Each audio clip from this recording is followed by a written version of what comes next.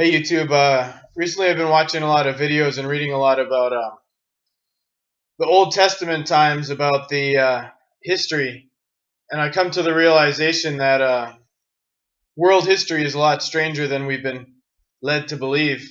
I'm not really one to believe in conspiracy theories of man. I don't think man is smart enough, but I do believe in, I'm starting to believe in like a conspiracy of demonic forces on this planet. And it's pretty interesting, like when you realize, if you read the Bible and you take it literally instead of like metaphorically, like a lot of preachers take it, that there were giants on this earth. People that potentially were like 30 feet tall. They're called the Nephilim, and they were basically the mixture of humans and fallen angels, human women, and there were a lot of them. Even at the time of Noah, there were 490,000 of these creatures, and they pretty much corrupted the entire earth. And Noah and his family were the only ones that were still genetically pure. And God decided to wipe them out. That's why He created the flood. And even afterwards, there were still remnants of them. Their DNA somehow was still within humanity.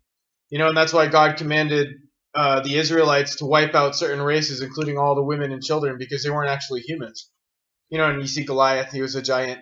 And all of this mythology has been passed on throughout our history. And if you look all around the world, you see statues of huge people. And even the Mayas, they said that someone came to them who was a giant with white skin and white hair and blue eyes. And he taught them all that, the sacrifice, how to build the pyramids, astrology, astronomy. They had mathematical knowledge that was really advanced. And the interesting thing as well is about the Tower of Babel.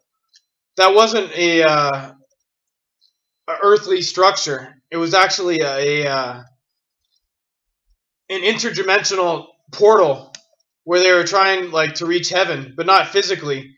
It was like a Stargate, and they were going to go through there, and they were going to go to war with God.